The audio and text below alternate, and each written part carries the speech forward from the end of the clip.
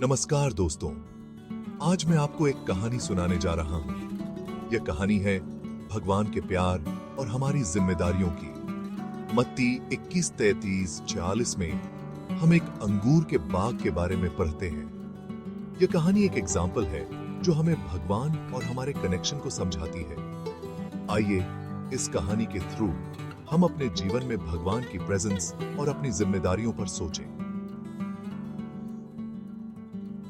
कहानी में एक आदमी ने एक अंगूर का बाग लगाया। उसने उसे बहुत मेहनत से तैयार किया। उसने 4 दीवारी बनाई, एक कोल्हू खोदा और एक मचान बनाया। फिर उसने उसे कुछ लोगों को किराए पर दे दिया और खुद दूसरे देश चला गया। यह अंगूर का बाग भगवान की दुनिया का प्रतीक है, जिसे उसने इतनी खूबसूरती से बनाया। भगवान ने हमें इस दुनिया में भेजा है उसकी देखभाल करने और उसके फल का आनंद लेने के लिए।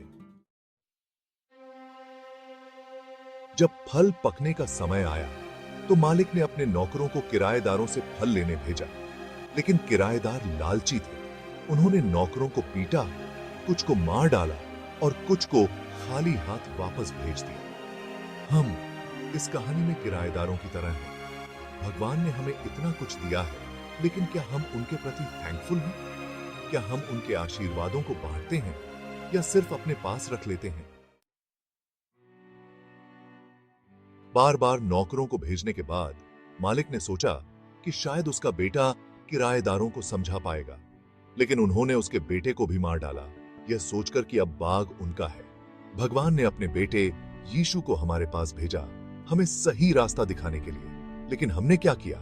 हमने उसे भी ठुकरा दिया और उसे सूली पर चढ़ा दिया। सेक्शन 5, फल का समय। भगवान हमसे फ्रूट्स की उम्मीद करते हैं, लेकिन फल का मतलब सिर्फ पैसा या सफलता नहीं है। फल का मतलब है प्यार, दया, क्षमा, न्याय और विश्वास। क्या हम अपने जीवन में ये फल उगा रहे हैं? यह सोचने का समय है कि हम भगवान की दी हुई जिंदगी कैसे जी रहे हैं। क्या हम उनकी उम्मीदों पर खरे उतर रहे हैं? सेक्शन 6, ईश्वर की उदारता। भगवान ने हमें यह दुनिया सौंपी है। उसने हमें जीवन दिया है, टैलेंट दिया है और बहुत सारे रिसोर्सेज दिए हैं। यह उनकी उदारता का प्रतीक है। हमें याद रखना चाहिए कि यह सब कुछ भगवान का है और हमें इसका उपयोग सही तरीके से करना चाहिए। सेक्शन 7, हमारी जिम्मेदारी।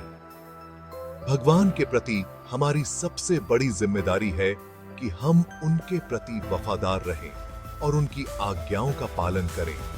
हमें अपने जीवन में प्यार, दया और न्याय का अभ्यास करना चाहिए। हमें गरीबों और जरूरतमंदों की मदद करनी चाहिए और अपने आसपास के लोगों के साथ प्यार और सम्मान से पेश आना चाहिए। सेक्शन 8, न्याय का दिन। कहानी में मालिक उन बुरे किराएदारों को सजा देता है। यह हमें याद दिलाता है कि एक दिन हमें अपने कर्मों का हिसाब देना होगा। हमें यह नहीं भूलना चाहिए कि भगवान सब कुछ देख रहे हैं और एक दिन हमें उनके सामने जवाबदेह होना होगा।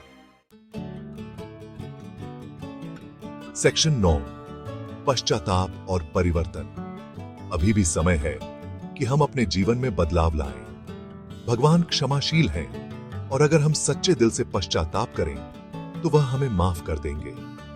आइए हम भगवान से माफी मांगें और उनके बताए रास्ते पर चलने का प्रण लें। अभी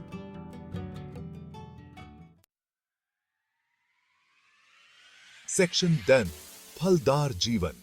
भगवान चाहते हैं कि हम एक अच्छा और सफल जीवन जिएं।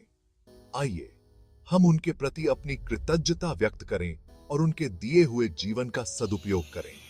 याद रखें दोस्तों, भगवान हमसे प्यार करते हैं और हमेशा हमारे साथ हैं।